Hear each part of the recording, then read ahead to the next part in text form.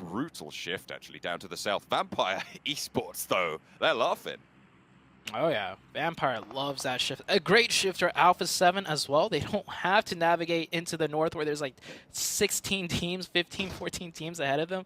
Now they get a nice zone shift to the south. Same for Star Wars Esports there on the southeast, but all the teams on the north side are going to have to cascade down, and every strong position is pretty much already taken. The Knights manning that small building as a two-man. I do imagine the team might be full sending crashing that, and here we see the rotations coming in. One team taking the bridge, the other team taking the other side of the bridge. There's so little real estate left. Everyone's fighting for every little piece of territory they can. Ooh, Inco on the far side of the bridge right now. 1 Million Gaming trying to play on the close. They both went past Damwon, who have lost 2 of their players. Vampire Esports taking shots out this way. They have got the cover from the tower. Hopefully they can get those reses through. 1 Million moving across. You can see Marshall there on the bottom of your screen, swimming across to the other side of the river. A really smart rotate. Time crucial, though. It's time sensitive, because the more teams start to pack themselves into this area, the more likely it is to get spotted. Venom holding on the close side this time around, but they're not going for the engagement just yet, Zute. Yeah, I love that heads-up play from 1 Million. Immediately sending one player to the other side, whereas the side of Inco, it looks like they came here just a tad too late, and they're already on the back foot of things. V2 might have had the same thought, but now he's just caught in the middle. Taking a look at the rest of the map right here, we see USG Donuts in a small compound just right across from the Knights. These teams are all in the zone. Looking at the mini map, though, we still have 3 full teams not in the circle yet. HVVP, UDO Alliance, and the EVOS team still have yet to make their way into the circle. And here we see HVVP just slowly, methodically working their way in. They do like to sweep, and when they get on the roll, there's very little that can stop them. On that western side, teams better watch out. In the meantime, Stalwart, who thought they might have to cross the river, will just not have to in this gas station. I mean, this is such a strong position for them to be surviving into the top sort of 6 teams moving forwards. Pittsburgh Knights getting hunted down by HVVP as they turn their attention to another team over the hill line. But 2 of them get lit up. They just struggle to get through the door. Kitsune might be able to push in for a res. Is this a push coming through? Potentially. I mean, the USG Donuts do have the tempo on it, but HVVP do not want to let this one go. This is half of their roster. They can't afford to let it go at this stage. 14 teams alive. Meku moving in for the backup. If USG pushes this, I am thoroughly impressed. Rarely do you ever see a team further into the zone push away from the zone to take a fight. Those 2 knocks definitely made them think about them. We saw them, you know, thinking about it, which I love. They went to a higher ground position, see if they could get another knock, but they couldn't, so they're going to go back into their compound.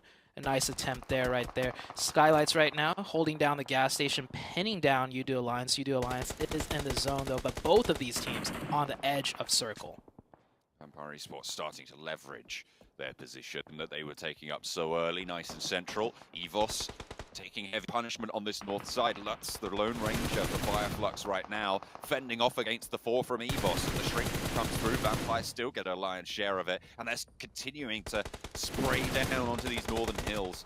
UDO Alliance taking the shots over on the north side as well, uphill, but not really finding the opening too strongly. They've yet to make that full-mounted push. The fight did conclude over by the bridge. In the meantime, as Inco fall, but 1 Million Esports not looking super healthy either. We have ST on the other side from the gas station taking shots, picking down 1 player. And Star Wars, they have to push into zone. They might be looking at 1 Million's position next, especially since, you know, they did see 2 teams fighting here the whole time. And yeah, they're going to make the push. Very smart push. They're not going to take the bridge because we have 2 teams right now across the bridge with sidelines, Damwon and Vampire. So they're going to swim across top already, making a slow swim over. He's going to find sightlines. That smoke helping Top out a lot. 1 Million not able to see Top, you know, swim on up there. Now Top has found a nice position right there across the bridge for his team. We'll start to put nades over this way as well. I mean, that could be it, done and dusted. 1 knock goes through. Marshall's still out in the water. Really nice find, and Stalwart will wrest control of the underside of the bridge. It's really good launching point to move forwards as well. Some nice cover, and they've cleared out their back as well. Not really going to be too worried about threats from that angle. Nopes from Pittsburgh Knights might get a sideswipe on them, but it should only be good for 1 at the most.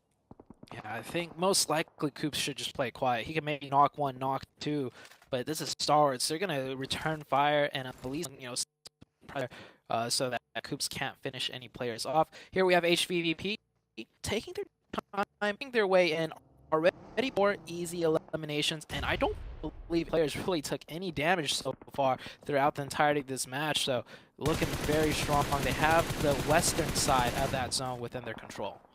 Yeah, I mean, those two knocks coming through from USG Donut seems to have been recovered really quite effectively here. And now it's their turn to take shots over towards USG Donuts. They did just come off the back of a fight as well when they did take that double knock, but it's really, really solid on the west side. EVOS on the north did manage to move through, but they've been a little bit slimmed down, playing on a lightweight setup with only 3 of them remaining. Microboy did fall. Lux fighting on pretty valiantly here, but a nade